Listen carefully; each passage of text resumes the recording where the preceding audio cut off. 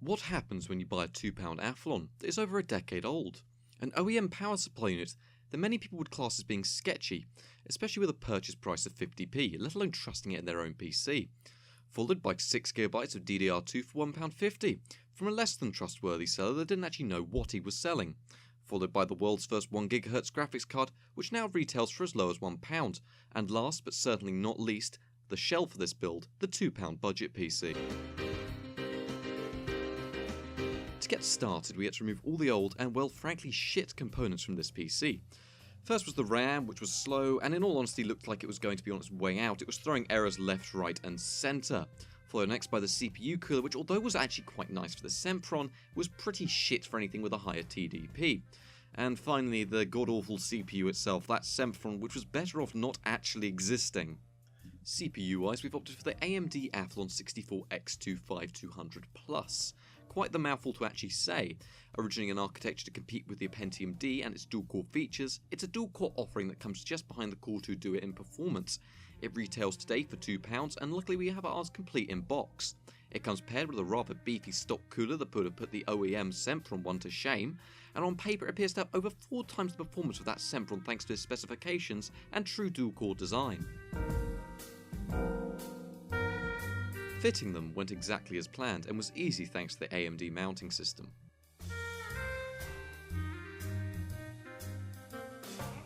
This part may actually seem to be in reverse, but we need to unplug the 24-pin ATX cable and attach this adapter for part of the build that you'll see very soon.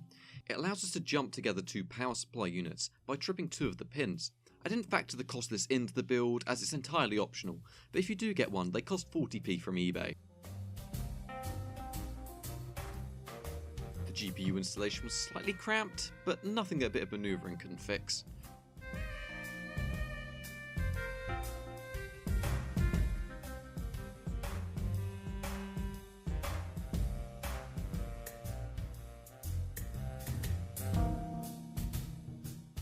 This required 2 6-pin power connectors, which fortunately we had to hand, so we went ahead and added these in. RAM installation came next, and well, that's pretty self-explanatory.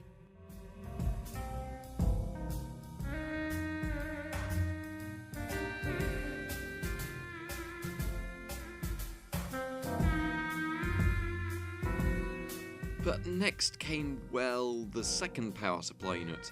And well, we couldn't just leave it roaming around on top, so we secured it down with a lot of electrical tape. And well, could you ask for a better PC at this point? Yeah, I'm going to say yeah, you could ask for a better PC, but then again, you're going to be spending a lot more than £7. And there you have it, the £7 dual power supply unit hazard PC. But what if its performance in games can make up for its terrible design? Let's find out in some benchmarks. Up first we have Half-Life 2, which is running in the highest available options with HDR enabled. We saw a much more playable experience when compared to that of the original £2 PC, with visuals that were even better than our frame rates. Averages stayed at 46 frames per second, and the game only ever dipped down to 31 frames per second at the very worst of times. Seeing this massive improvement, we decided to boot up Grand Theft Auto 5, which was run in low settings in 1080p. As well, no resolution offered any improvement, the GPU was bottlenecked, and maybe we were expecting a bit much from this £2 Athlon.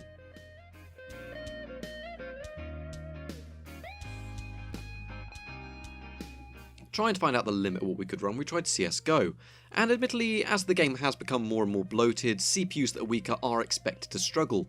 Once again, no matter what resolution we dropped it to, the results remained the same, with averages of 24 FPS and minimums of 10 FPS.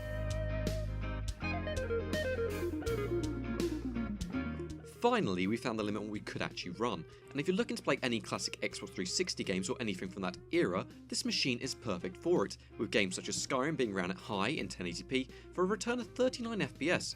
Minimums were only 10 FPS worse than this at the very worst of times, and it was altogether a much superior experience to that of the Xbox 360.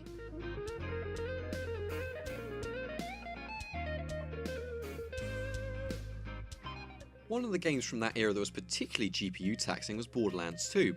Here at 1080p with the highest settings, the game looked great and gave us a more than playable experience, with averages of 33 FPS and minimums hardly ever dropping below this and hitting 24 FPS at the very worst of times.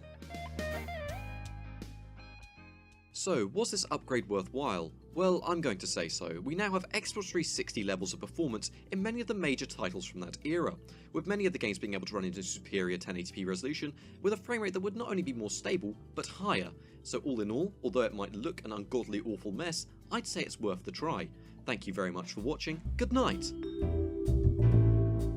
And thanks to all of you 257 subscribers. This video was actually suggested by one of you, so don't forget to like and subscribe if you'd like to see more like it.